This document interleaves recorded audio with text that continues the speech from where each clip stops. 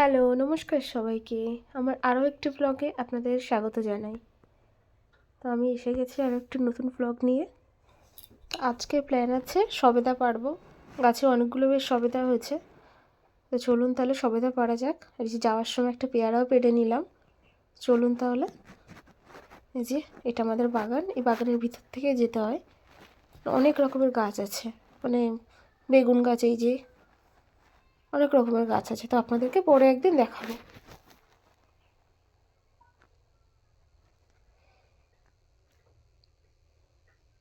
এই যে পেয়ারাটা পেরে নিয়েছিলাম, এটা এই যে পাড়ার পরে দেখছি একটু কাঁচা আছে। তাহলে চলুন চলুন তাহলে।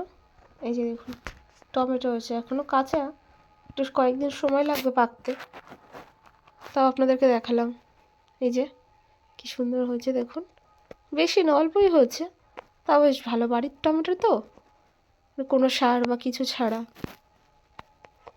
এগুলো সব আমার বাবাই লাগিয়েছে। এই যে দেখুন এগুলো বেশ মোটামুটি একটু বড় হয়েছে, কি সুন্দর লাগছে না? এই যে এটা হলো চোর পাতা গাছ, মানে চোর, আমরা চোরই বলি, আপনারা কে কী বলেন সেটা জানাবেন। এটা অনেক জায়গায় হয়তো অনেক রকমই বলতে পারে, আপনারা জানাবেন যে এটাকে কী বলে আপনাদের ওখানে। আর এই যে এসে গেছি সবেদা গাছ, দেখুন কত সবেদা হয়েছে। এখান থেকে 4-5 দিন আগেও কিন্তু প্রায় 150 কি 200 পিস সবেদা পাড়া হয়েছিল। আমাদের বেশ 4-5টা গাছ আছে। আর আজকে ভাবলাম কয়েকটা পেড়ে নিই, কেননা যে কটা পেড়ে ঘরে রেখেছিলাম সেগুলো খাওয়া হয়ে গেছে মোটামুটি। এবার এগুলো পেড়ে আজকে রাখলে 4-5 দিন পরে তারপরে খেতে পারবো। তো ওই জন্য যে পেয়ারাটা পেড়ে নিয়েছিলাম, এক কামড় দিয়ে আর খেতে পারছি না, এত কষ্টে লাগছে, কেননা পাকেনি তো, পুরো কাঁচা একদম। মানে এই যে ছোট্ট ছোট্ট একদম ওলকপি হয়েছে, বনও চলে এসছে।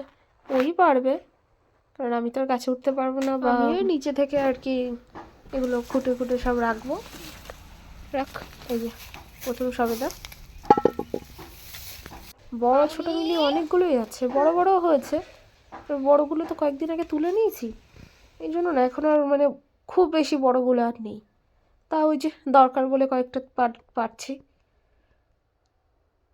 এই যে দেখুন এরকম সাইজের মোটামুটি। গাছে সবেদা রেখে দিলে সমস্যাটা কি হয় জানেন? ওই যে গাছে রাখলাম, এবার গাছেই পেকে গেল সবেদাগুলো, কিন্তু ওগুলো না আমরা খেতে পারবো না। পাখি এসে খাবে, বা বাদুড় এসে খেয়ে যাবে, বা নষ্ট করে নিচে ফেলবে, মানে ওটা আপনি আর খেতে পারবেন না। এই যে দেখুন একটা গাছ পাকা একটা সবেদা পেয়ে গেছি। গাছ পাকতে দিলে মানে এত মিষ্টি হয়, মানে ঘরে পাকানোর থেকে তো অবশ্যই অনেকটাই মিষ্টি হবে, বেশ খেতেও বেশ ভালো লাগে, কিন্তু কিছু করার নেই তো। ওই যে পাখি তো নষ্ট করবে নয়, বাদুড়ও নষ্ট করে ফেলবে, ওই জন্য পেড়ে রাখতে। দেখুন এই যে আলু লাগানো হয়েছে সব, এটা পরে এক সময় ঘুরে দেখাবো আপনাদেরকে। আজকে তো সবেদা পারবো, অত সময় নেই ওদিকে যাওয়ার মতো। যেটা করতে এসেছি সেটাই করি তাহলে আগে। এই যে সবেদা পেড়ে পেড়ে নিচে ফেলছে, চলুন ওগুলো খুঁটে নিই। নিচে না ছোট ছোট সব সবেদা, মানে বড় বড় তেমন নেওয়ার মতো নেই, ওই জন্য গাছে উঠছে।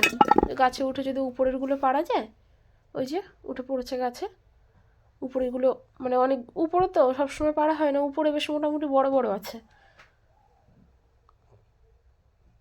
এই কতটা উঠতে পারে। এই যে চলুন তাহলে চুয়োর ফলটাকে আপনাদের একটু ভালোভাবে দেখাই, যেটা আসলে কেমন দেখতে হয়। এই যে এখন তো মানে পাতা নেই গাছে, শীতকাল না। এই যে দেখুন কি সুন্দর, কিন্তু এত টক, মানে আপনি এত টক, মানে টক করলে মানে খেতেই পারবেন না, এত টক। শীতকালে যে গাছগুলোকে কেমন দেখতে লাগে, পাতা পুড়ে পুরো একদম ন্যাড়া হয়ে দাঁড়িয়ে থাকে। আবার আস্তে যখন গরম পড়বে আস্তে আস্তে, তখন আবার পুরো গাছটা পাতায় ভরে যাবে।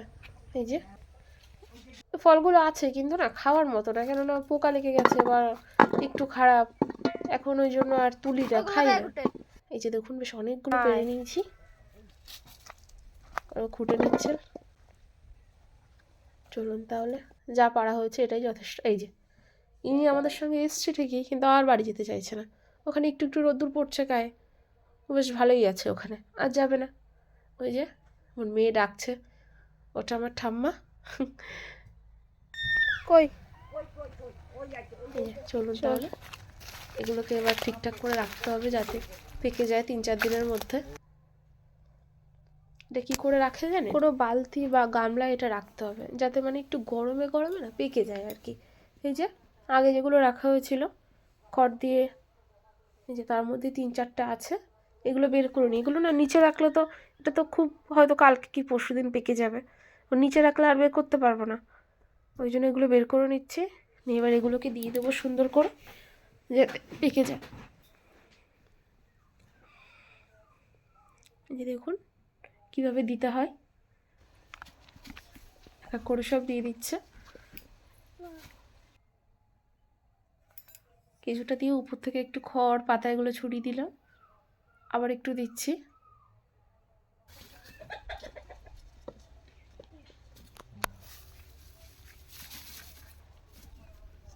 আপনারা এভাবেই দেবেন, দেখবেন অনেকে কি করে চালের বস্তার ভিতরে বা গুঁড়োর বস্তার ভিতরে দেয়, কিন্তু ওভাবে দিলেও হয়, কিন্তু আমরা এভাবেই দিই, এটা আমাদের সহজ মনে হয়।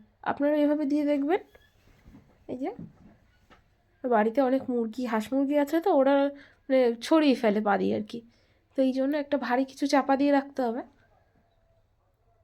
এই যে হয়ে গেছে মোটামুটি সবটা কমপ্লিট। আর এদিকে দেখুন এরা দুজন এত মারপিট করতে পারে, এত মারপিট, এই 2 দিন আগে পর্যন্ত কিন্তু এরকম করতো না, একসঙ্গেই ছিল। হঠাৎ যে কী হয়েছে কে জানে, মানে দুজন এই দেখুন মারপিট করেছে, এবার বাবা ওই জন্য দুজনকে দুদিকে বেঁধে রেখে দিয়েছে।